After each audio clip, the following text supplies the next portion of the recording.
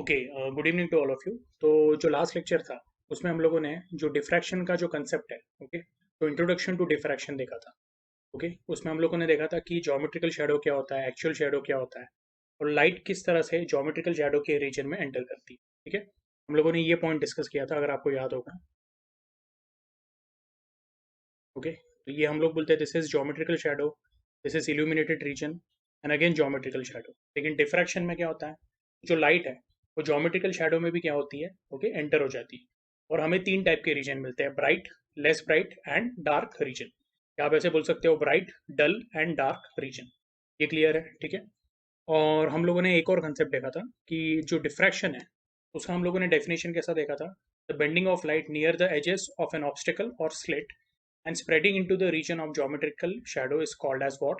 Diffraction of light। ये clear है आप लोगों को?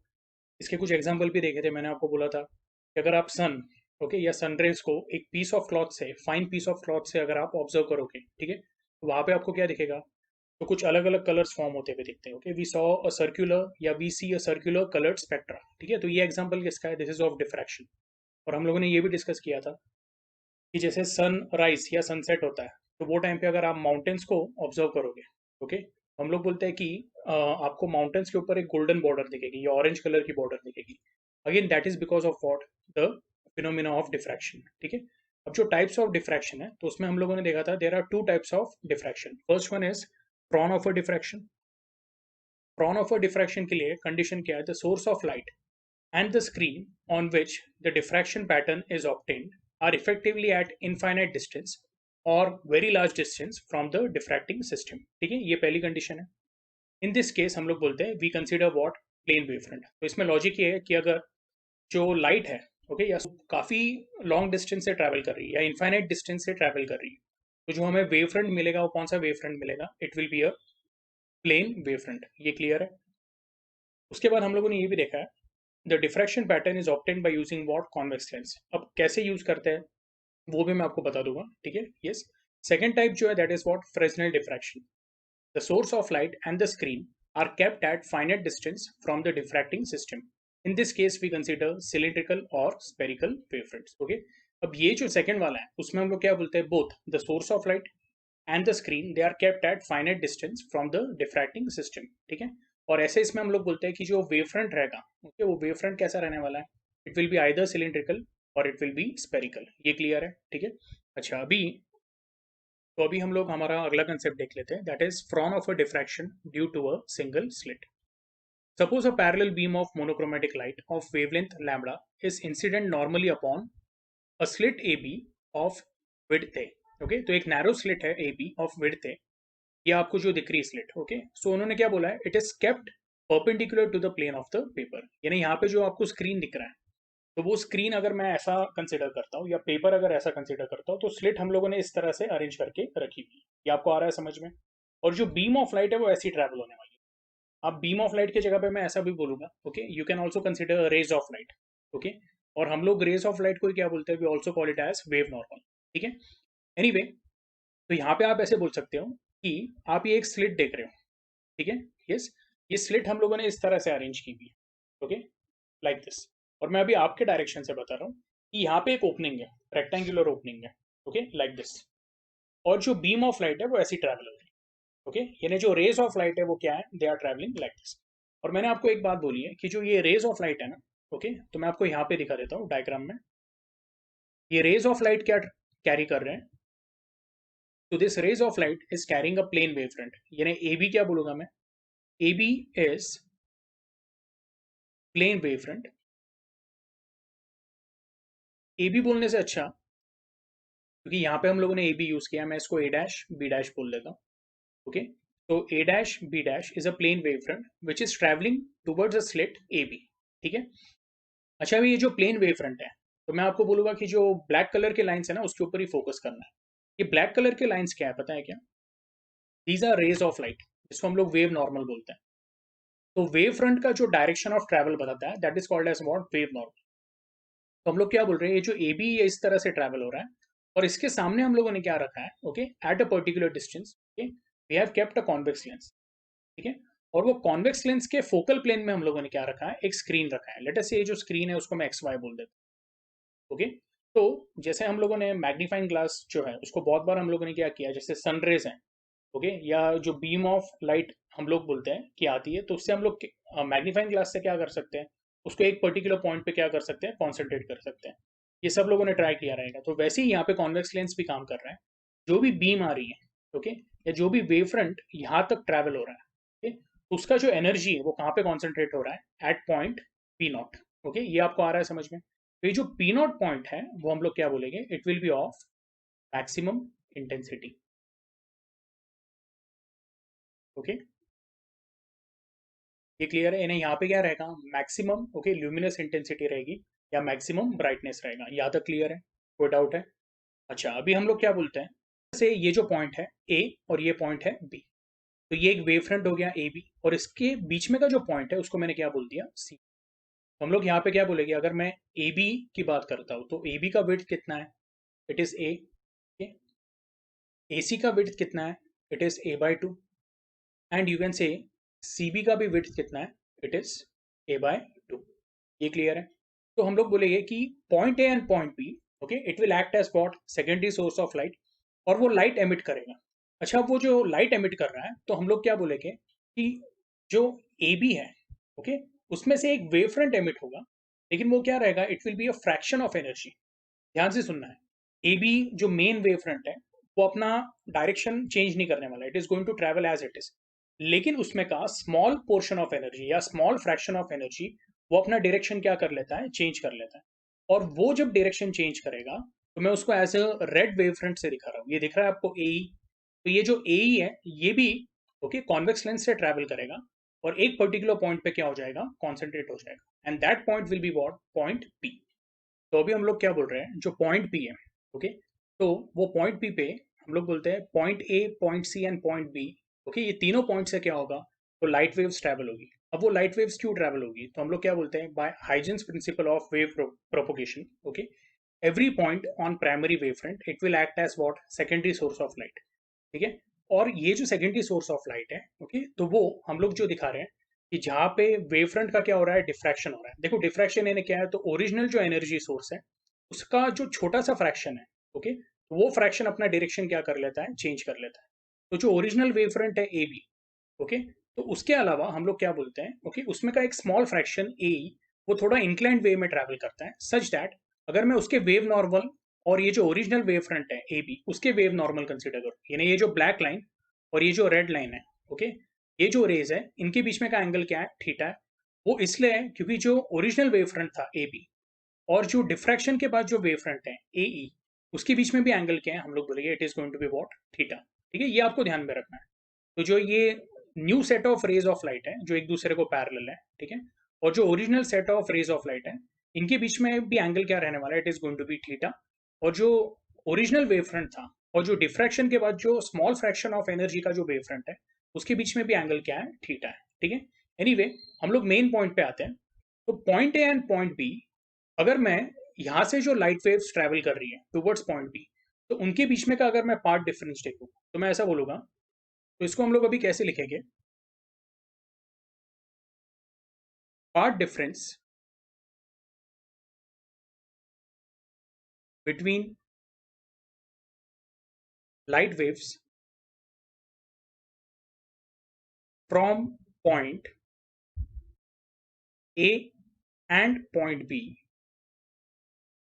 at point B, it is going to be what, तो हम लोग बोलेंगे जो BP और AP, अगर हम लोग ऐसा इमेजिन करते हैं, ओके, कि जो लेंस है वो काफी दूर रखा हुआ है, ठीक है, और पॉइंट P नॉट और P जो है वो बहुत क्लोज है, ठीक है, तो हम लोग इसको as good as straight line भी एज्यूम कर सकते हैं। Okay, yes.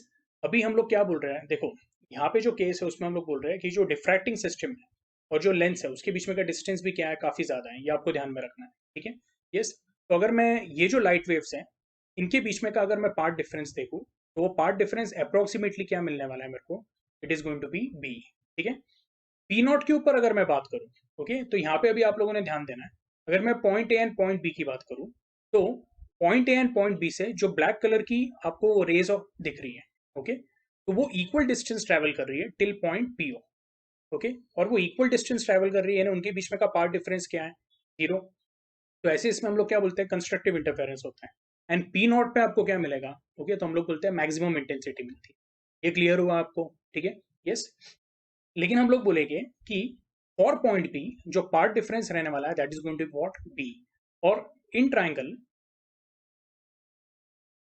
ए ई बी, ओके, हम लोग बोलते हैं एंगल ई जो है, okay, it is equal to what, 90 degree let us say. तो मैं अगर मैं साइन थीटा डिफाइन करता हूँ तो साइन थीटा क्या होने वाला है, it is going to B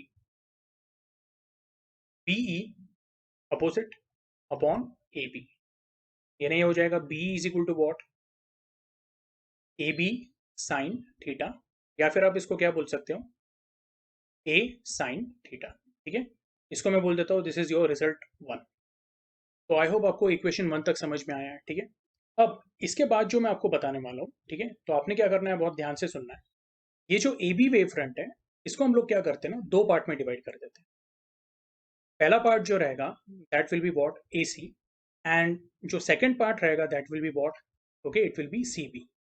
तो ये जो पार्ट है और ये जो पार्ट है, दोनों पार्ट का थिकनेस जो रहेगा, तो मैं क्या बोलूँगा, it is going to be, yes, यहाँ पे लिख देता हूँ, this is going to be A by two, और इसका भी थिकनेस क्या रहने वाला है, ए बाय टू। ये क्लियर है आप लोगों को, ठीक है। अच्छा, अभी इसको कैसे हम लोग देख रहे हैं, तो मैं बोलूँगा if B E which is equal to what, A sine theta is equal to what, lambda. तो हम लोग क्या बोल रहे हैं कि जो ओरिजिनल वेव फ्रंट है तो उसमें जो लाइट है उसकी वेवलेंथ क्या है, इट इज वॉट, लैम्बडा। तो ऐसे केस में अगर मैं बोल रहा हूँ कि जो पार्ट डिफरेंस है B, okay, suppose if it is equal to what, lambda. तो बहुत बच्चों को क्या लगता है, अगर ये पार्ट डिफरेंस लैम्बडा रहा और यहाँ पे अगर मैंने इंटरफेरेंस का लॉजिक लगाया, तो इंटरफेरेंस के लॉजिक के हिसाब से पॉइंट पी क्या होना चाहिए, ब्राइट होना चाहिए। 100% सही है, ओके। लेकिन डिफ्रैक्शन के केस में हम लोग क्या बोलते हैं कि जब हम लोग वो जो फ्रैक्शनल डिफ्रैक्टेड वेव फ्रंट की बात करते हैं, ओके, तो उसको हम लोग थोड़ा अलग वे से ट्रीट करते हैं। ये ना, मेरा बोलने का मतलब क्या है, ये जो ए बी है इसको हम लोगों ने दो अलग अलग वेव फ्रंट्स में क्या कर दिया है, डिवाइड कर दिया है, ठीक है। अच्छा, अगर मैं ऐसा बोलता हूँ कि ए सी और सी बी की बात करूं मैं, ठीक है, यस। तो अगर मैं बोलता हूँ if the path difference between the waves from point A and point B is what, B which is equal to what, A sin theta, जिसका वैल्यू अगर लैम्बडा रहा, तो ऐसे केस में अगर मैं यही वेव फ्रंट पे पॉइंट ए और पॉइंट सी कंसीडर करूं, तो उसमें से जो लाइट वेव्स निकल रही हैं तो उसका पार्ट डिफरेंस क्या होने वाला है, तो हम लोग ऐसे बोलेंगे path difference between waves from point A and point C, okay, this is going to be what, तो हम लोग बोलेंगे this will be equal to C F. और जो सी एफ का वैल्यू रहेगा तो हम लोग क्या बोलेंगे, अगर आप लोग यहाँ पे सिमिलैरिटी का कंसेप्ट यूज करते हो, ओके, यस, तो उसमें आपको पता चलेगा C F will be equal to what, half B, यानी वो क्या हो जाएगा, it will become equal to A sine theta upon two. ये क्लियर है। तो अगर मैं बोलता हूँ कि ऐसी कंडीशन है if B is equal to A sine theta equal to what, lambda, तो सी एफ का वैल्यू क्या आएगा, it will be equal to what, lambda by two. Geometry आपको आई समझ में, इसको मैं बोल देता हूँ इक्वेशन नंबर सेकेंड। तो आई होप आपको ये ज्योमेट्री से क्लियर हो गया है, ठीक है, कि अगर point A and point B से जो लाइट वेव्स हैं उनके बीच में अगर पार्ट डिफरेंस लैम्बडा है, तो point A and point C से जो लाइट वेव्स आएंगे, तो एट पॉइंट बी उनका जो पार्ट डिफरेंस होगा वो क्या होगा, लैम्बडा बाई टू, ठीक है। अब यहाँ पे मैं एक डायग्राम बनाता हूँ। ये जो ए बी इसको मैंने थोड़ा क्या कर दिया है, एनलार्ज कर दिया है, ओके। तो हम लोग बोल रहे हैं ये पॉइंट क्या है, this is point A, this is point, okay, B. ये वाला पॉइंट क्या है आपका, ये मिड पॉइंट है विच इज वॉट, सी। तो अभी हम लोगों ने थोड़ी देर पहले क्या बोला, point A and point C, इसमें से जो लाइट वेव्स आ रहे हैं तो उनके बीच में का पार्ट डिफरेंस क्या है, लैम्बडा बाई टू। अगर मैं पॉइंट ए के नीचे एक और पॉइंट लेता हूँ, लेट अस से इसको मैंने बोल दिया ए वन, तो यहाँ पे भी एक करस्पॉन्डिंग पॉइंट होगा, ओके। सेकंड पार्ट जो है, यानी हम लोगों ने वेव फ्रंट को दो पार्ट में डिवाइड किया है as A C and C B. तो देखो इसको कैसे लॉजिक वाइज देखना है आपने। पॉइंट ए जो है that is the first point, okay, या आप ऐसे बोल सकते हो that is the top most point of the first half of the wave front, and point C जो है that is the top most point of the second half of the wave front. तो अगर मैं point ए से एक particular distance पे एक point consider करता हूँ ए वन, और पॉइंट सी से भी एक पर्टिकुलर डिस्टेंस पे पॉइंट कंसिडर करता हूँ C1, तो पॉइंट A1 एंड C1 के बीच में का भी जो पार्ट डिफरेंस होगा वो क्या होगा, that will be equal to what, λ/2। इसके पीछे कारण क्या है, तो since point A and point C के बीच में का जो पार्ट डिफरेंस है दैट इज वॉट, λ/2। सिमिलरली मैं लेता हूँ यहाँ पे एक और पॉइंट A2, तो उसके लिए करस्पॉन्डिंग पॉइंट क्या रहेगा, इट विल बी C2। फिर नेक्स्ट पॉइंट लूंगा मैं A3, ठीक है, उसके लिए करस्पॉन्डिंग पॉइंट होगा C3।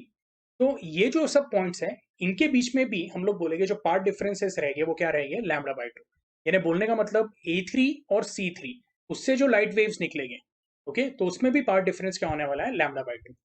अब ऐसे करते करते मैं पॉइंट सी पे पहुंच जाता हूँ, ओके, ए से लेके सी तक पहुंच जाता हूँ, तो ये पॉइंट सी को मैं बोल देता हूँ AN। और जब सी से मैं नीचे तक पहुंच जाऊंगा तो वो पॉइंट बी को मैं क्या बोल दूंगा, I will call it as CN। तो AN और CN, या फिर आप ऐसे बोल सकते हो CN B से भी जो लाइट वेव्स निकल रही है उनके बीच में भी पार्ट डिफरेंस क्या रहेगा, λ/2। गिवन दैट, ओके, अगर B का वैल्यू क्या है, इट इज लैम्डा। ये क्लियर है आप लोगों को? तो मेरा ये सब बोलने का मतलब क्या है कि जो इतने सारे पॉइंट हैं, ओके, मैं ये एग्री करता हूं कि point A and point B, okay, अगर उनका path difference which is B it is equal to what, lambda, तो यहाँ पे क्या होने वाला है, डेफिनेटली कंस्ट्रक्टिव इंटरफेरेंस होगा।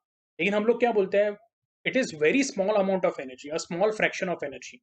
तो ये जो दो पॉइंट्स है लाइट वेव्स जो यहाँ पे कंस्ट्रक्टिव इंटरफेरेंस क्रिएट करेंगे उसका इफेक्ट क्या रहेगा, बहुत कम रहेगा। लेकिन बाकी के जितने मेजोरिटी सेट ऑफ पॉइंट्स है वो वहां पे क्या क्रिएट कर रहे हैं, डिस्ट्रक्टिव इंटरफेरेंस। ओके, तो उसकी वजह से हम लोग बोलते हैं ये जो पॉइंट पी है, ओके, वहां पे क्या हो जाएगा, there will be minimum intensity. मैं ये नहीं बोल रहा हूँ परफेक्टली डार्क या परफेक्टली ब्लैक होगा, ऐसा बिल्कुल नहीं है, ओके, लेकिन हम लोग क्या बोलेंगे, वहां वो जो पॉइंट रहेगा that will be of what, minimum intensity. और यही फर्क रहता है इंटरफेरेंस एंड डिफ्रैक्शन में। इंटरफेरेंस में आपको क्या मिलता है, परफेक्ट ब्राइट, परफेक्ट डार्क, फिर वापस perfect bright followed by perfect dark, okay. लेकिन यहाँ पे ऐसा नहीं है, तो ये पहला पॉइंट आपको ध्यान में रखना है, ठीक है। इसमें एक और कंसेप्ट ऐसा है, वो हम लोग टेक्स्ट बुक में देख लेते हैं। तो जैसे आप यहाँ पे देखोगे उन्होंने भी वैसे ही दिया, the whole wave front can be considered to be two halves CA and CB, and if the part difference between the secondary waves from A and B is lambda, then the part difference between the secondary waves from point A and C is what, λ/2. Similarly, every point in upper half CA, there is a corresponding point in the lower half CB, और इनके बीच में के path difference क्या रहेंगे, λ/2। ये आपको आया समझ में, ठीक है। अच्छा, अभी इसमें हम लोग क्या बोलेंगे, destructive interference takes place and the point B will be of what, minimum intensity. अब इसके बाद जो मैं रीड करने वाला हूँ, ओके, उसमें आप लोगों ने कुछ भी कंफ्यूजन लाना नहीं है, बस उसको फॉलो करना है कि हम लोग क्या बोलते हैं, अगर बी का value if it is what, equal to lambda, okay, तो ओवरऑल पॉइंट बी पे क्या होता है, यानी पॉइंट पी जो है हमारा, वहां पे क्या होता है, डिस्ट्रक्टिव इंटरफेरेंस। सिमिलरली अगर हम लोग बोलते हैं इफ बी का वैल्यू 2 लैम्बडा है, ओके, तो आप क्या बोलोगे, सर अगर बी का वैल्यू 2 लैम्बडा है, ओके, सर अगर ये 2 लैम्बडा हो गया तो ये पूरा पार्ट क्या हो जाएगा, दिस विल बिकम लैम्बडा, तो कंस्ट्रक्टिव इंटरफेरेंस होगा। तो हम लोग बोलेंगे वैसा नहीं है। हमेशा ध्यान में रखो, अगर ये 2 लैम्बडा हो गया और ये लैम्बडा भी हो गया तो हम लोग क्या करेंगे, जो AC है उसको क्या करेंगे, वापस दो हाफ में डिवाइड करेंगे। जैसे लास्ट टाइम AB को हम लोगों ने दो हाफ में डिवाइड किया था एज AC एंड CB। तो अगर B का वैल्यू 2 लैम्बडा हो गया, ओके, तो ऐसे केस में हम लोग क्या करेंगे, ओके, इस टाइम हम लोग AC एंड CB को क्या करेंगे, तो वो इंडिविजुअली उनको भी दो दो पार्ट में डिवाइड करेंगे। मेरा बोलने का मतलब क्या है कि B का वैल्यू लैम्बडा होने दो या 2 लैम्बडा होने दो या 3 लैम्बडा होने दो, हम लोग ये प्रूव कर सकते हैं हमेशा डिस्ट्रक्टिव इंटरफेरेंस के पॉइंट्स क्या रहेंगे, ज्यादा रहेंगे as compare to what, constructive interference, ठीक है। इसलिए उन्होंने यहाँ पे टेक्स्ट बुक में वही दिया हुआ है, even if B is equal to 2 lambda, then also the point where they meet the screen will be of minimum intensity. This is so because the secondary waves from the corresponding points of the lower half differ in path by λ/2 and again gives the position of minimum intensity. ठीक है, फिलहाल सिर्फ इतना ध्यान में रखना है, अगर पॉइंट पी पे जो लाइट वेव्स पहुंच रहे हैं, ओके, तो ए एंड बी से अगर उनका पार्ट डिफरेंस लैम्बडा हो या 2 लैम्बडा हो या 3 लैम्बडा हो, जैसे आपको यहाँ पे दिया हुआ है, okay, so will say what will get is what, the point of minimum intensity. यानी इंटरफेरेंस का एकदम उल्टा है ये। हाँ, हम लोग यहाँ पे इंटरफेरेंस का ही कंसेप्ट यूज कर रहे हैं, लेकिन इंटरफेरेंस में अगर n लैम्बडा होता है तो कंस्ट्रक्टिव इंटरफेरेंस होता है। यहाँ पे हम लोग क्या बोल रहे हैं, पॉइंट पी पे थोड़े बहुत कंस्ट्रक्टिव इंटरफेरेंस भी हो रहे हैं, लेकिन मेजोरिटी क्या हो रहा है, डिस्ट्रक्टिव इंटरफेरेंस हो रहे हैं। आप ऐसे ध्यान में रखो। तो इसलिए उसका जो नेट इफेक्ट है वो क्या है, मिनिमम इंटेंसिटी। ये आपको क्लियर हुआ है? मुझे यही बस आपको बताना था। ओके, तो डिफ्रैक्शन फिनोमिना जो है वो अपने आप में क्या है, काफी कॉम्प्लेक्स है।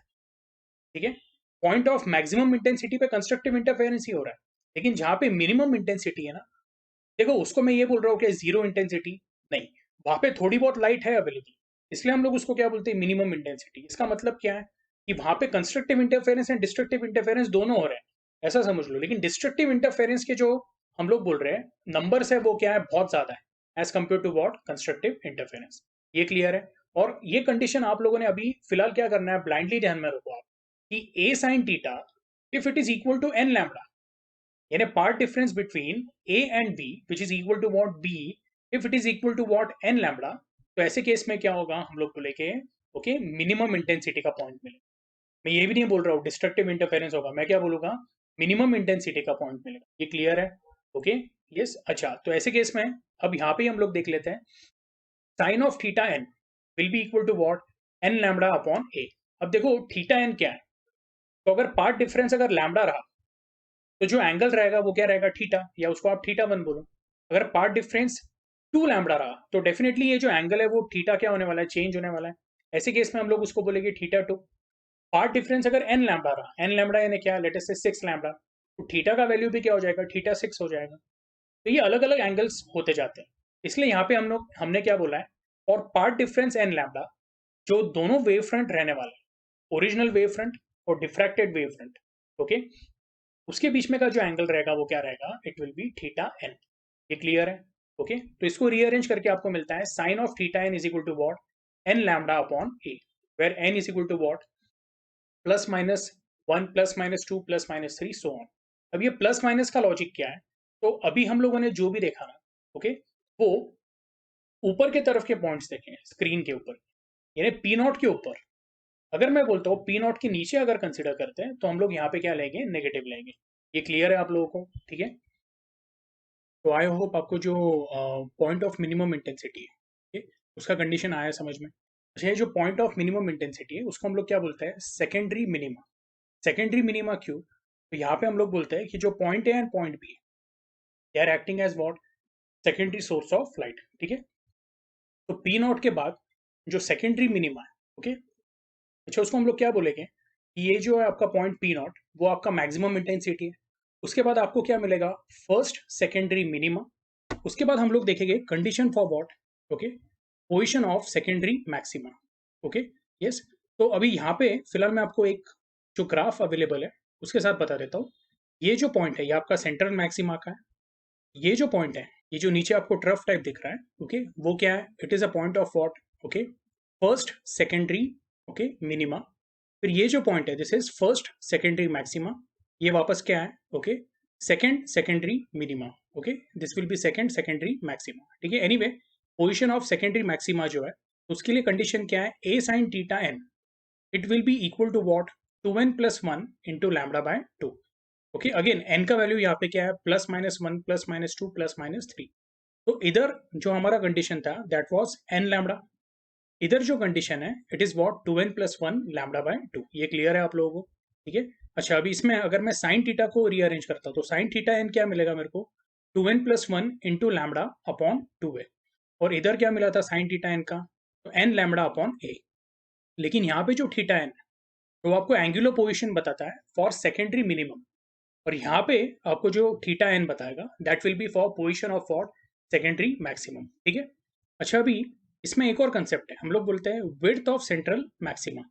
तो विड्थ ऑफ सेंट्रल मैक्सिमा यानी क्या रहने वाला है, तो हम लोग बोलते हैं कि अगर मैं विड्थ की बात करूं तो इसमें दो अलग अलग विड्थ आती है। एक आती है हम लोग बोलेंगे लीनियर विड्थ, और जो दूसरी आती है वो आती है एंगुलर विड्थ। ओके, तो इसको हम लोग कैसे बोलेंगे, if the lens L is very near to the slit and the screen is far away from the lens, okay, then the focal length f of the lens is approximately equal to what, distance d of the slit from the screen। okay, तो इसको यहाँ पे कैसे बताऊंगा मैं, कि अगर हम लोग बोल रहे हैं कि ये जो लेंस है, ओके, ये लेंस अगर स्लिट के पास है, ओके, लेकिन जो स्क्रीन है, ओके, वो अपनी जगह पे, ये लेंस को हम लोगों ने आगे ले लिया है, ठीक है, तो ऐसे केस में हम लोग बोलते हैं जो फोकल लेंथ है, ओके, यानी ये कुछ इस तरह से आ जाएगा डायग्राम आपका। ये हो गया आपका स्लिट, लेंस हम लोगों ने एकदम पास रखा हुआ है लाइक दिस, ठीक है, और जो स्क्रीन है वो काफी क्या है, दूर है।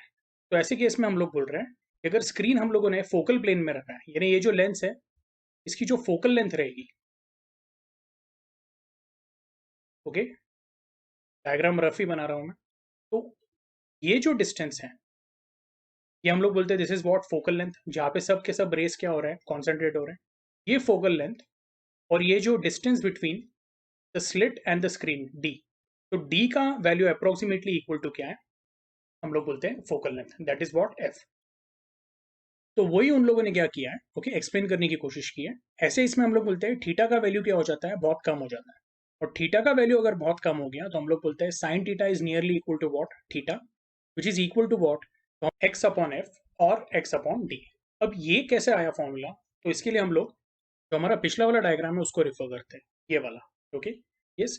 अब यहाँ पे मैं आपको बोलूंगा आपने कॉन्सेंट्रेट करना है सी पी के ऊपर, ओके, तो आप बोलोगे सर ये जो सी पी है ये थ्रू आउट, ओके, स्ट्रेट नहीं है, या फिर मैं ये वाला डायग्राम दिखा देता हूँ आपको, दिस वन, ओके, तो आप बोलोगे सर ये जो सी पी है, ओके, वो बिल्कुल भी स्ट्रेट नहीं है। लेकिन हम लोग जो अभी कंडीशन बोल रहे हैं, अगर मैं लेंस को, ओके, सपोज एकदम स्लिट के पास लेके आया, ठीक है, और जो स्क्रीन है उसको वैसे ही रखा, तो उसमें हम लोग ऐसा एज्यूम कर सकते हैं कि point C as it is है, और जो सीपी है वो क्या है, it is as good as linear in nature, okay. तो ये आपका ऐसे समझ लो ये पॉइंट पी है, और ये हो गया आपका क्या, सी पी नॉट, ओके। तो ये वाला जो डिस्टेंस है, ओके, पी से पी नॉट, इसको हम लोग क्या बोलते हैं, we call it as x, okay. तो यहाँ पे मैंने इसको एक्स बोल दिया, और जो सी पी नॉट डिस्टेंस है, okay, that is equal to what, D.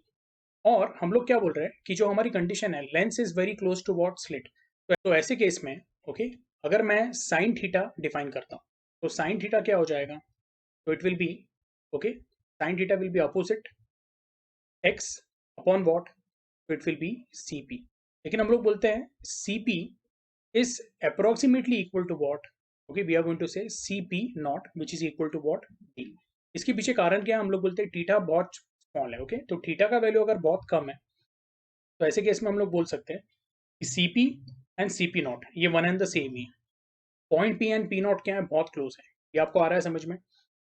तो सी पी की जगह पे क्या सब्स्टिट्यूट कर देता हूँ मैं, D, but this is approximately equal to what, तो हम लोग बोलेंगे एक्स अपॉन एफ। क्यों, तो कंडीशन क्या है कि ये जो स्लिट है उसके पास हम लोग लेंस को लेके आए, तो डी का value is what, okay, approximately equal to what, F.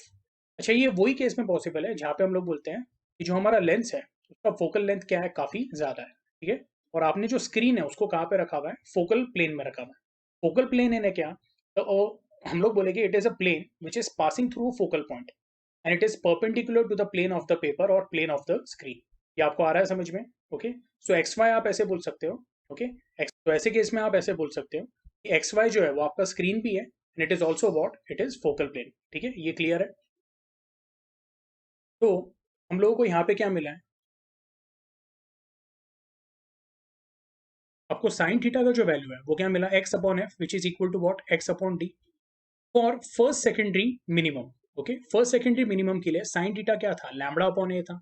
तो हम लोगों ने एक्स अपॉन डी को क्या किया, लैम्बडा अपॉन ए के साथ क्या किया, इक्वेट कर दिया। तो इससे हम लोगों ने जब रीअरेंज किया तो आपको एक्स का वैल्यू क्या मिलता है, lambda into capital D upon A, ठीक है। लेकिन हम लोग बोलते हैं the width of central maxima, ठीक है, अब विड्थ ऑफ सेंट्रल मैक्सिमा यानी क्या है, हम लोग बोलते हैं देखो पॉइंट पी नॉट जो है वो हमारा मैक्सिमम इंटेंसिटी का पॉइंट है, लेकिन उसके आजू बाजू भी हम लोग बोलते हैं कि ब्राइटनेस काफी अवेलेबल रहता है, और यहाँ पे आपको, ओके, मिनिमम इंटेंसिटी का पॉइंट मिलता है। तो ये जो पूरा रेंज है दिस वन, ओके, ये आपका क्या रहेगा, तो it will be your, okay, you can से central, okay, part of what, maximum intensity. और अगर ये पी से पी नॉट क्या है, एक्स है, तो दूसरे साइड पे भी हम लोग बोलेंगे इसका एक करस्पॉन्डिंग पॉइंट रहेगा जिसको मैं बोलूंगा P dash. P naught P dash का भी वैल्यू क्या रहेगा, एक्स। मैं बोलूंगा जो सेंट्रल मैक्सिमा की विड्थ है that is going to be what, P P dash which is going to be equal to what, 2x। तो वो लॉजिक के हिसाब से हमारा x का वैल्यू कितना आ रहा है, लैम्बडा डी अपॉन ए, तो जो विड्थ ऑफ सेंट्रल मैक्सिमम है वो कितना हो गया, 2x, which is equal to what, हम लोग बोलेंगे it will be twice lambda D upon a. But D का वैल्यू क्या है, अप्रोक्सीमेटली इक्वल टू एफ है, तो आपको क्या मिलता है, it comes to be twice lambda F upon A. अब ये लीनियर विड्थ की बात हो गई।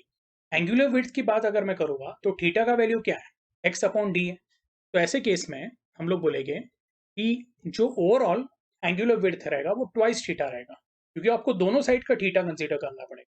तो टू थीटा के लिए हम लोग क्या लिखते हैं, it is equal to twice lambda upon A given that if theta is small. देखो साइन थीटा क्या है, it is lambda upon A. Theta अगर बहुत छोटा है तो theta is approximately equal to what, sine theta, या sine theta is approximately equal to theta which is equal to what, lambda upon A. तो ऐसे केस में हम लोग बोलेंगे ट्वाइस थीटा का वैल्यू क्या आएगा, टू लैम्डा अपॉन ए। ये क्लियर है आप लोगों को, ठीक है। तो इसके साथ आपका ये डेरिवेशन तो क्लियर हो जाता है, ओके। अच्छा, उसमें ये ग्राफ आपको समझना बहुत इंपॉर्टेंट है।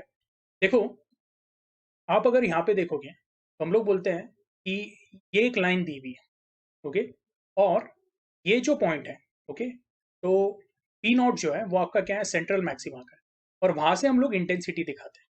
अब एक्चुअली ये जो ग्राफ है ना, इसमें भी थोड़ा सा एरर है। क्यों, तो वो मैं बताता हूँ। ये ग्राफ आपका कुछ इस तरह से आना चाहिए था।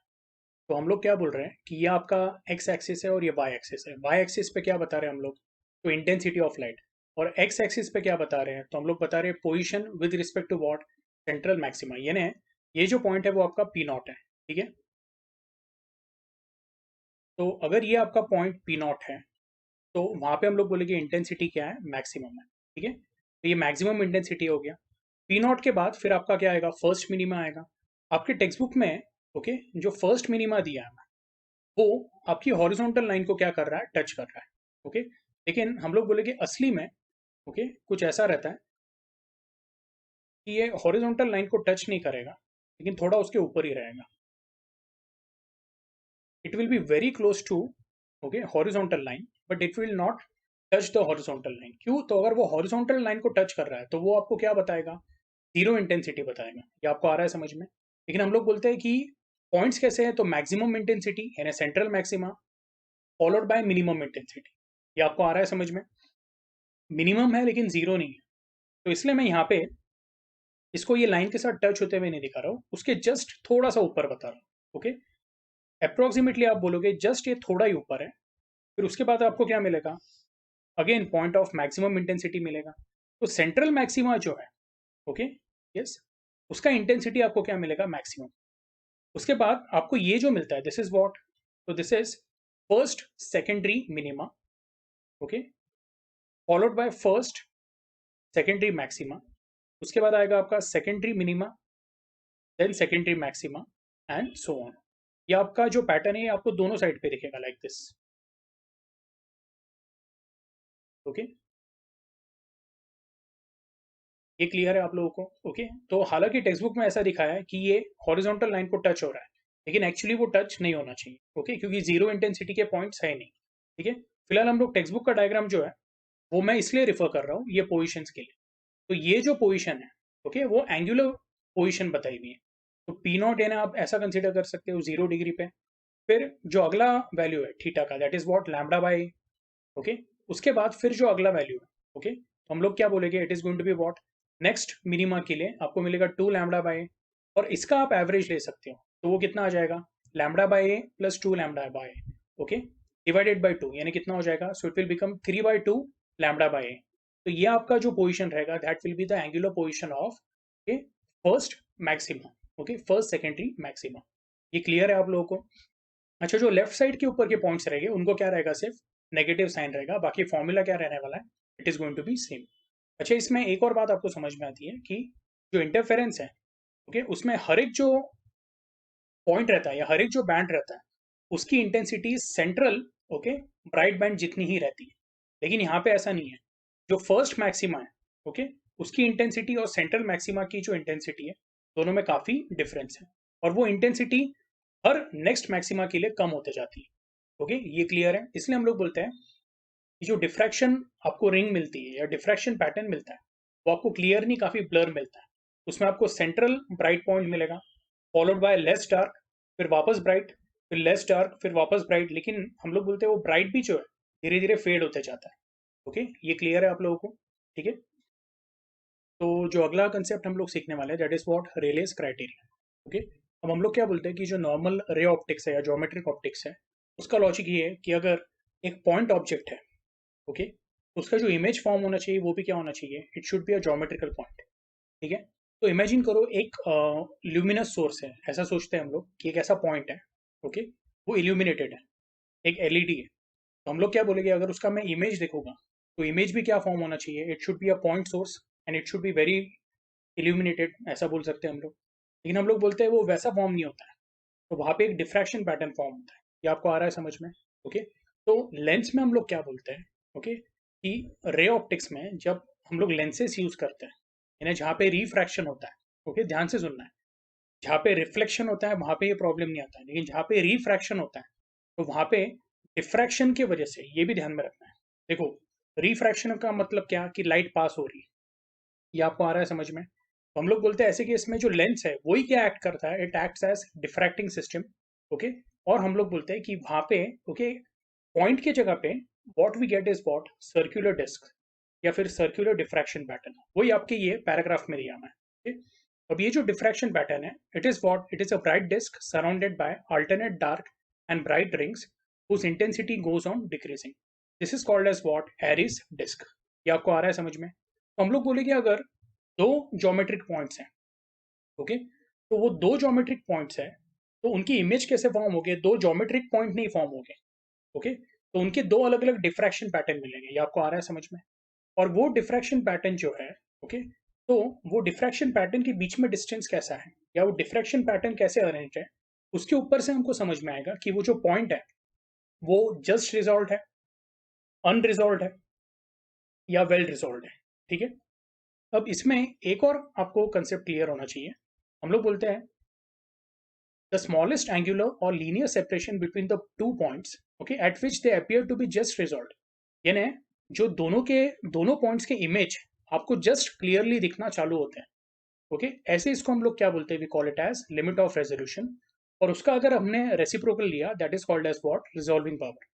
ध्यान से सुनो, दो पॉइंट्स हैं ए एंड बी, उसके आपको इमेज मिल रहे हैं, लेकिन वो इमेज क्या मिलने चाहिए, ज्योमेट्रिक पॉइंट, लेकिन वो ज्योमेट्रिक पॉइंट की जगह पे क्या मिल रहा है, डिफ्रैक्शन पैटर्न मिल रहा है। वो जो डिफ्रैक्शन पैटर्न है उसको हम लोग बोलते हैं एरिस डिस्क। ओके, तो ये जो दोनों ऑब्जेक्ट पॉइंट्स हैं उनके बीच में मिनिमम डिस्टेंस क्या होना चाहिए ताकि जो उनकी इमेज फॉर्म हो रहे हैं वो आप ठीक से देख सको। ओके, तो ऐसे कंडीशन को हम लोग बोलते हैं जस्ट रिजॉल्व कंडीशन। और वो दोनों ऑब्जेक्ट के बीच में का जो मिनिमम सेपरेशन है that is called as what, limit of resolution. ये क्लियर है? और उसका जो रेसिप्रोकल है that is called as resolving power. ठीक है, अच्छा, अभी इसमें हम लोग क्या बोलते हैं, जस्ट रिजॉल्व की कंडीशन क्या है? ओके, तो हम लोग बोलते हैं if the central maxima of one falls on the first minima of other, okay, then the two images are said to be just resolved. Central maxima of first diffraction pattern falls on, okay, first minima of the other. Okay, अब इसको हम लोग directly diagram में देख लेते हैं। चाहिए तो मैं डायग्राम थोड़ा सा बड़ा बना कर देता हूँ।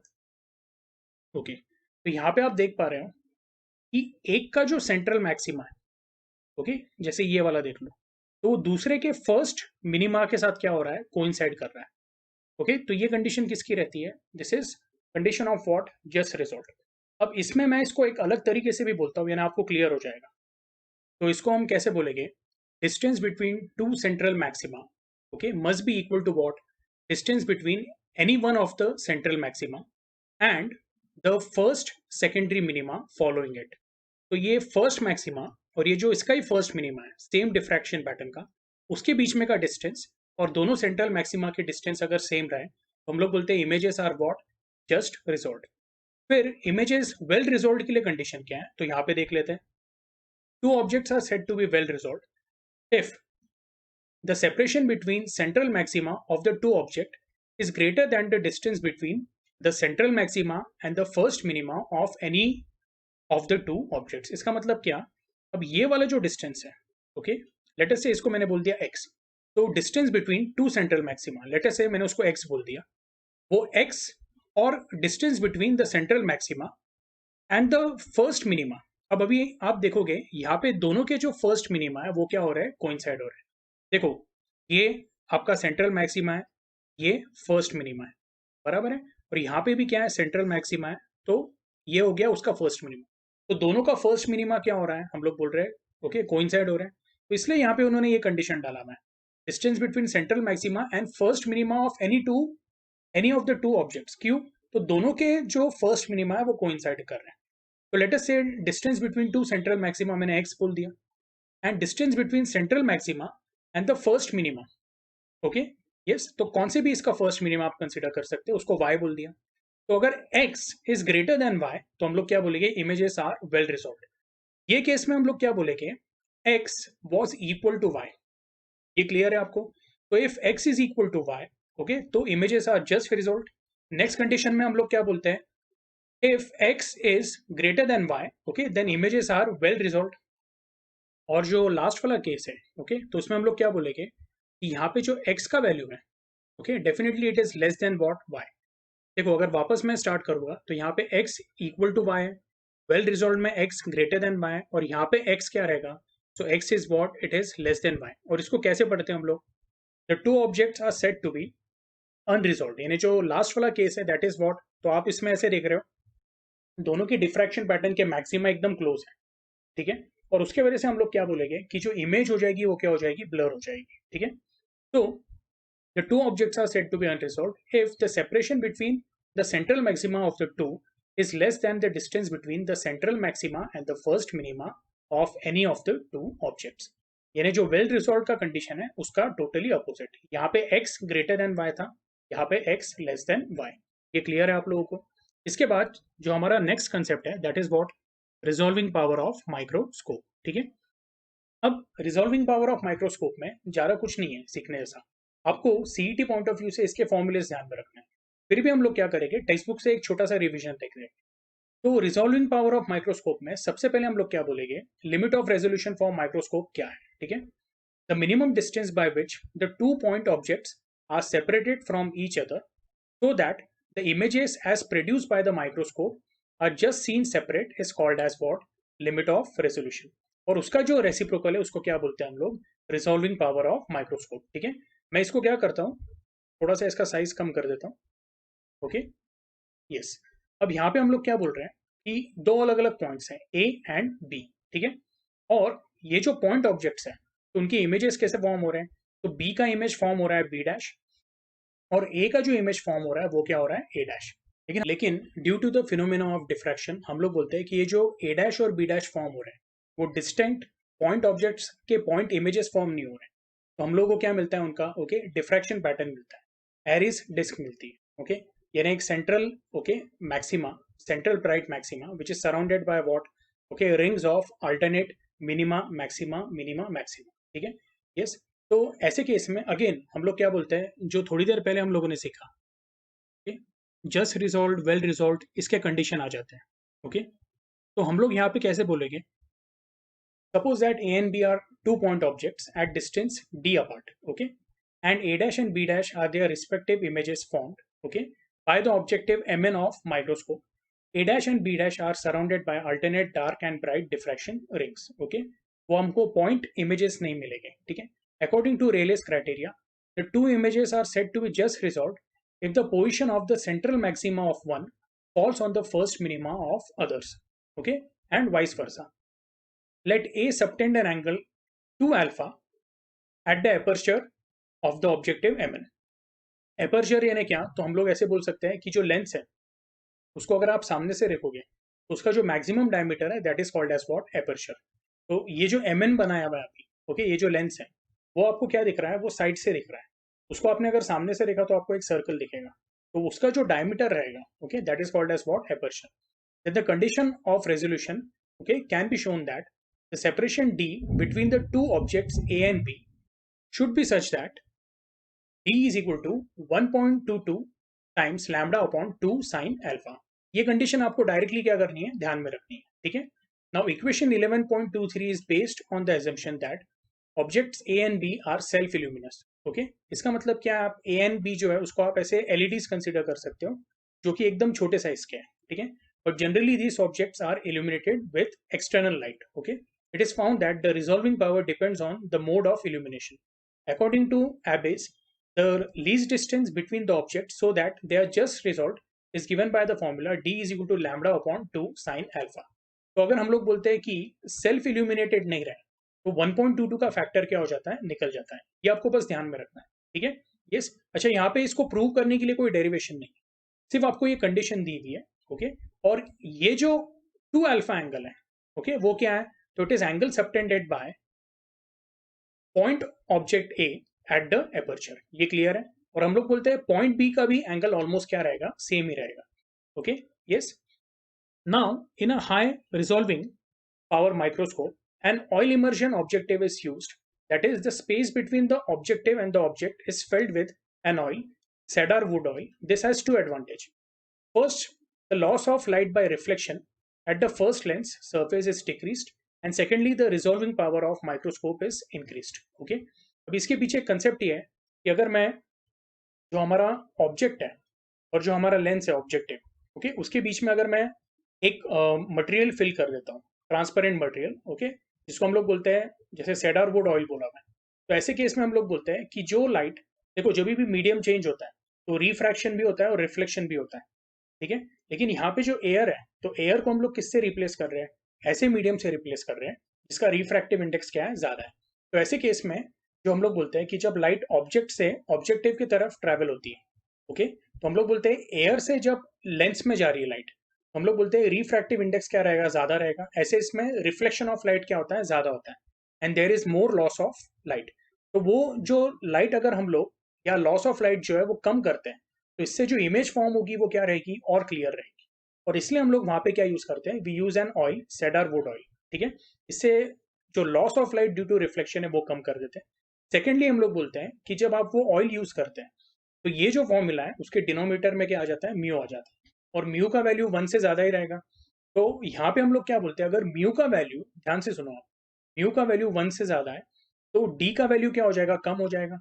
यानी जो लिमिट ऑफ रेजोल्यूशन है वो क्या हो जाता है, कम हो जाता है. अब ये बहुत ही अच्छी बात है, जितना लिमिट ऑफ रेजोल्यूशन कम रहेगा हम लोग बोलते हैं रिजॉल्विंग पावर ऑफ माइक्रोस्कोप क्या हो जाता है, बढ़ जाता है. ओके. यानी आप और क्लोज पॉइंट्स को क्या कर सकते हो, क्लियरली देख सकते हो. लिमिट ऑफ रेजोल्यूशन हम लोग को ज्यादा नहीं चाहिए, हमको एज स्मॉल एज पॉसिबल चाहिए. ये आपको आ रहा है समझ में. और मैंने आपको एक और बात बोला हुआ है, रिजॉल्विंग पावर और जो मैग्नीफाइंग पावर है वो दो अलग बातें हैं. रिजॉल्विंग पावर आपको ये बताता है कि आप अगर दो ऑब्जेक्ट बहुत क्लोज है तो उसको आप क्लियरली देख सकते हो या नहीं देख सकते. ओके. क्योंकि बेसिकली लिमिट ऑफ रेजोल्यूशन का क्या है, वो रेसिप्रोकल है. मैग्नीफाइंग पावर क्या बताता है, आप कोई ऑब्जेक्ट को कितना ज्यादा, ओके, मैग्नीफाई कर सकते हो, जूम कर सकते हो. ये आपको आ रहा है समझ में. तो ये दोनों में डिफरेंस है, ये ध्यान में रखना है. एनीवे, तो ऐसे केस में resolving power of the microscope is given by, okay, 2 mu sine alpha upon lambda. ठीक है. और इसमें एक और केस है कि हम लोग बोलते हैं रिजॉल्विंग पावर हम लोग और भी इंक्रीज कर सकते हैं. किस तरह से, तो अगर आप जो इल्यूमिनेशन के लिए लाइट यूज कर रहे हैं वो अल्ट्रा वायलेट लाइट अगर यूज करोगे, क्योंकि हम लोग बोलते हैं अल्ट्रा वायलेट लाइट का फ्रीक्वेंसी ज्यादा रहता है, उसका वेवलेंथ क्या हो जाता है, कम हो जाता है, लैम्बडा का वैल्यू क्या हो जाता है, कम हो जाता है. और यहाँ पे लैम्बडा कहाँ पे, डिनोमिनेटर में. तो लैम्बडा अगर कम हो गया तो रिजॉल्विंग पावर डेफिनेटली क्या हो जाएगा, बढ़ जाएगा. तो आई होप आपको रिजॉल्विंग पावर ऑफ माइक्रोस्कोप समझ में आया. ठीक है. अब इसके बाद जो नेक्स्ट कंसेप्ट है that is what, resolving power of telescope. ठीक है. अब रिजॉल्विंग पावर ऑफ टेलीस्कोप में हम लोग, पहली बात तो मैं ये बता देता हूँ कि यहाँ पे हम लोगों ने लीनियर सेपरेशन लिया था.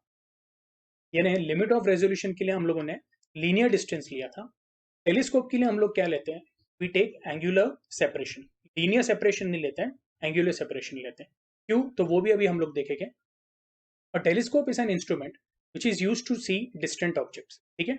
अब जैसे दो डिस्टेंट ऑब्जेक्ट्स हैं, दो अलग अलग प्लैनेट्स हैं, तो उनसे जो लाइट रेज आ रहे हैं, ओके, तो वो हम लोग क्या बोलेंगे, ओके, वो टेलीस्कोप के जो हम लोग बोलेंगे ऑब्जेक्टिव है उसके ऊपर क्या एंगल सबटेंड करता है. या फिर हम लोग ऐसे भी बोल सकते हैं, अगर एक ऑब्जेक्ट है, एक प्लैनेट है, तो उसके जो दो एक्सट्रीम पॉइंट्स हैं वो कितना एंगल सबटेंड कर रहे हैं एट द ऑब्जेक्टिव. ओके. ये हमको पहले समझना है. ठीक है. तो the resolving power of telescope is defined as reciprocal of the least angle subtended at an objective by two distant point objects which can be distinguished just resolved in the focal plane of the telescope. तो ये जो definition अभी हम लोगों ने देखा है resolving power का, तो ये डेरिवेशन के साथ आपका क्या हो जाएगा, और क्लियर हो जाएगा. तो इसका डेरिवेशन देख लेते हैं, बहुत सिंपल है. टेक्स्ट बुक में ही जो दिया हुआ एक्सप्लेनेशन वो भी क्या है, it is more than enough. तो यहाँ पे बेसिकली क्या दिया हुआ है, दो अलग अलग डिस्टिंक्ट पॉइंट से क्या हो रहा है, ओके, वेव फ्रंट्स ट्रैवल कर रहे हैं।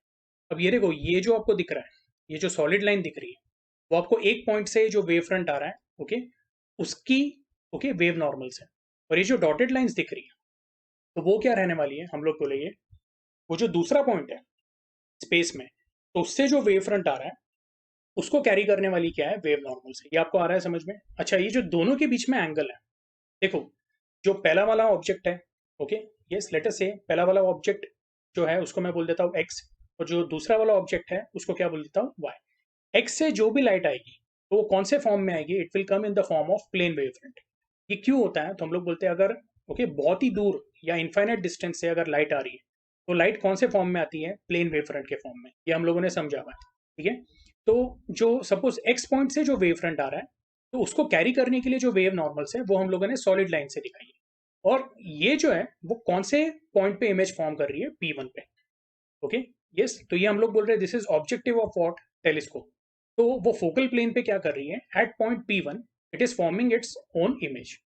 तो ये पहला जो स्पेस का पॉइंट है एक्स, आप ऐसा बोल सकते हैं उसका जो इमेज फॉर्म हो रहा है वो क्या है, P1 है। और जो दूसरा पॉइंट है वाई, ओके, तो वाई हम लोगों ने किससे दिखाया हुआ है, डॉटेड लाइन से। और वो इमेज कहाँ पे फॉर्म कर रहा है, P2 पे, ओके, ये आपको आ रहा है समझ में? तो अभी ये P1 और P2 ये दो अलग अलग क्या हो गए, इमेजेस फॉर्म हो गए, ठीक है। या आप ऐसा बोल सकते हो ये दो अलग अलग क्या हो गए, डिफ्रैक्शन पैटर्न फॉर्म हो गए। यानी यहाँ पे हम लोगों को P1 एंड P2 जो है, ओके, तो उसके लिए क्या अप्लाई करना पड़ेगा, रेलेस क्राइटेरिया अप्लाई करना पड़ेगा। तो आपके टेक्स्ट बुक में भी यही दिया हुआ है। According to Rayleigh's criteria, these two images P1 and P2 are said to be just resolved if the central maxima in the diffraction pattern of first falls on the first minima of the diffraction pattern of the second. ये हम लोगों ने just resolve का condition जो है वो यहाँ पे अप्लाई किया है। हम लोग बोलेंगे the part difference between AP1 and BP1 okay is zero, hence P1 is going to be what, point of central maxima। यानी AP1 और BP1 अगर हम लोग देखेंगे तो ज्योमेट्रिकली दोनों के लेंथ क्या है, सेम है। दोनों के लेंथ सेम है तो हम लोग बोलेंगे पार्ट डिफरेंस क्या रहेगा, जीरो। यानी AP1 माइनस BP1 या BP1 माइनस AP1 क्या रहने वाला है, जीरो। तो पॉइंट P1 क्या रहने वाला है, it will be very bright. अब देखो P1 के बाद मैं क्या बोल रहा हूँ कि जो P2 है, P2 भी क्या है, तो वो जो दूसरा वाला पॉइंट है उसका सेंट्रल मैक्सिमा है। तो वो सेंट्रल मैक्सिमा के ऊपर हम लोग बोलेंगे P1 का मिनिमा क्या होना चाहिए, ओके, ओवरलैप होना चाहिए। देखो P1 एंड P2 क्या है, दो सेंट्रल मैक्सिमा है, ये ऐसे ध्यान में रखो आप, ओके। लेकिन जस्ट रिजॉल्व कंडीशन क्या है कि जो P1 का डिफ्रैक्शन पैटर्न है, ओके, उसका जो फर्स्ट मिनिमा है वो P2 के सेंट्रल मैक्सिमा के साथ क्या होना चाहिए, मैच होना चाहिए, ओके। वो डिस्टेंस क्या होना चाहिए, सेम होना चाहिए। तो यहाँ पे हम लोगों ने वही किया हुआ है। The path difference between AP1 and BP1 is zero, hence P1 is the position of the central maxima. The path difference between the secondary waves traveling in the direction BP2 and AP2 is equal to what, B। अब ये जो हम लोगों ने Fraunhofer diffraction देखा था, okay, exactly आपको क्या करना है, ओके, तो वही आपने लॉजिक यहाँ पे लगाना है, ओके। Fraunhofer diffraction का जो डेरिवेशन था उसमें हम लोगों को क्या मिलता है, P is equal to what, तो A B sine of theta लिया था। यहाँ पे हम लोग साइन क्या ले रहे हैं, थीटा का नहीं लेके डी थीटा का ले रहे हैं। ये आपको आ रहा है समझ में? तो ये हो जाएगा ए साइन ऑफ डी थीटा की जगह पे क्या आएगा, D theta, because D theta क्या है, तो it is very less.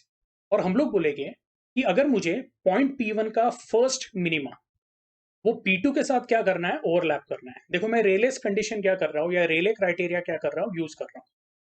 P1 and P2 दोनों सेंट्रल मैक्सिमा है, लेकिन दोनों जस्ट रिजॉल्व कब रह गए, जब इसका सेंट्रल मैक्सिमा का जो फॉलोइंग फर्स्ट मिनिमा है वो सेकंड वाले के सेंट्रल मैक्सिमा के साथ क्या करे, ओवरलैप करे। ये आपको आ रहा है समझ में? इसलिए हम लोग बोल रहे हैं कि जो पॉइंट P2 है वो इंडिविजुअली एक सेंट्रल मैक्सिमा है खुद का, लेकिन it is also what, it is also the point of what, first minima of the first diffraction pattern. ये क्लियर है कि आप लोगों को? यहाँ पे दो अलग अलग डिफ्रैक्शन पैटर्न है। तो P2 पे हम लोग क्या बोलेंगे, P2 पे दो चीजें यहाँ पे। P2 पे एक तो जो दूसरा वाला ऑब्जेक्ट है Y उसका सेंट्रल मैक्सिमा है, और P2 पे जो पहला वाला ऑब्जेक्ट है X उसका क्या है, उसके इमेज का फर्स्ट हम लोग बोलेंगे मिनिमा भी है। तो ऐसे कंडीशन में हम लोग बोलते हैं B is equal to what, A into d theta. और वो फर्स्ट मिनिमा कब होगा, तो ये हम लोगों ने जो फ्रॉनहोफर डिफ्रैक्शन है उसके डेरिवेशन में देखा है, a into d theta is equal to what, lambda. तो इसको रीअरेंज किया तो आपको क्या मिलेगा, d theta is equal to what, lambda upon a. Now this equation hold goods for a rectangular apertures. According to Airy's, the equation for circular aperture is what, हम लोग बोलेंगे d theta is equal to what, 1.22 into lambda upon a. तो यहाँ पे एरी का correction हम लोग 1.22 का फैक्टर डाल देते हैं। अगर ऑब्जेक्टिव सर्कुलर रहा, यानी वो जो टेलीस्कोप है उसका ऑब्जेक्टिव अगर सर्कुलर रहा, तो यहाँ पे 1.22 का फैक्टर यूज करेंगे। अगर उसका ऑब्जेक्टिव रेक्टेंगुलर रहा तो ये वाला फॉर्मूला चल जाता है, D theta is equal to what, lambda upon A. और हम लोग बोलते हैं if lambda is the wavelength of the light and A is the aperture of the telescope, D theta represents the limit of resolution of the telescope, the reciprocal of D theta will give us what, तो resolving power of telescope, okay, that will be 1 upon D theta A upon 1.22 lambda. ये दोनों जो formulas है ना, ये आप लोगों ने ध्यान में रखना है। This is good for what, तो हम लोग बोलते हैं सर्कुलर एपर्चर। रेक्टेंगुलर एपर्चर में 1.22 का फैक्टर क्या करना है, आप लोगों ने निकाल लेना है, ठीक है। तो इसके साथ हम लोग क्या बोलते हैं कि आपका जो टेलीस्कोप का कंसेप्ट है वो भी क्लियर हो गया है, रिजॉल्विंग पावर ऑफ टेलीस्कोप। अब जो इसमें लास्ट पार्ट है that is what, difference between interference and diffraction. तो ये आप लोगों को सबको पता ही रहेगा, ये मैंने अभी भी डिस्कस किया था कि जो ब्राइट बैंड और डार्क बैंड्स आते हैं, ओके, वो हम लोग बोलते हैं क्या है, जितने भी ब्राइट बैंड्स हैं इंटरफेरेंस में वो इक्वल इंटेंसिटी के होते हैं। डिफ्रैक्शन में ऐसा नहीं रहता है, सिर्फ सेंट्रल जो रहता है हम लोग बोलते हैं, ओके, सेंट्रल मैक्सिमा का इंटेंसिटी क्या रहता है, okay, it is very much. और उसके बाद फर्स्ट मैक्सिमा, सेकंड मैक्सिमा, उसका लाइट इंटेंसिटी क्या होते जाता है, कम होते जाता है, ठीक है। यस, इसमें ऐसा है कि इंटरफेरेंस पैटर्न आपको दो कोहेरेंट सोर्सेस से मिलता है। डिफ्रैक्शन पैटर्न में हम लोग क्या बोलते हैं, okay, while the diffraction pattern is obtained as a result of interaction of light coming from the different parts of the same wavefront।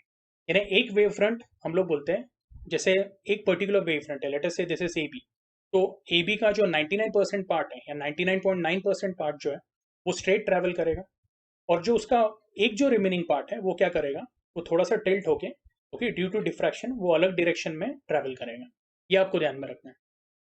उसके बाद interference fringes are of what, same width, while diffraction fringes are not of same width। अब ये जो है आप लोगों ने अच्छे से पढ़ लेना है, क्योंकि CET में इसके ऊपर स्टेटमेंट रिलेटेड क्वेश्चंस आ सकते हैं कि which of them are what को रिलेटेड, या which of them are correct in terms of what, interference and in terms of diffraction, ठीक है। एक और पॉइंट है, in interference pattern all the bright bands are of same intensity, ये अभी discuss किया हुआ है। हालांकि जो हम लोग बोलते हैं कि डिफ्रैक्शन पैटर्न में intensity is maximum for central maxima in diffraction pattern. ये क्लियर है आपको। अच्छा, लास्ट वाला क्या है, the dark fringes are perfectly dark in interference pattern. लेकिन डिफ्रैक्शन पैटर्न में हम लोग क्या बोलते हैं कि वो परफेक्टली डार्क नहीं रहते हैं, थोड़ा बहुत लाइट वहां पे अवेलेबल रहता है, थोड़ी बहुत इंटेंसिटी रहती है। इसलिए मैंने आपको बोला था कि ये वाला जो डायग्राम है जहाँ पे उन्होंने डिफ्रैक्शन पैटर्न का इंटेंसिटी बताया हुआ है, दिस वन, इसलिए मैंने बोला था कि यहाँ पे मिनिमा आ रहा है तो वो जीरो के लाइन को कनेक्ट नहीं करना चाहिए। ये आपको आ रहा है समझ में, ओके, यस। एनीवे, तो इसके साथ आपका इंटरफेरेंस एंड डिफ्रैक्शन टॉपिक क्या हो जाता है, पूरी तरह कंप्लीट हो जाता है, ठीक है। यस, अगर आपको माइक्रोस्कोप या टेलीस्कोप में कुछ भी डाउट है तो आपने क्या करना है, वो ग्रुप पे पूछना है, ठीक है। यस, या डिफ्रैक्शन में वहाँ पे भी आपको अगर डाउट आ रहा है, ठीक है, तो ग्रुप पे क्या करना है, क्वेश्चन पूछना है, ठीक है। यस, तो हम लोग हमारा लेक्चर क्या करेंगे, यहाँ पे स्टॉप करेंगे।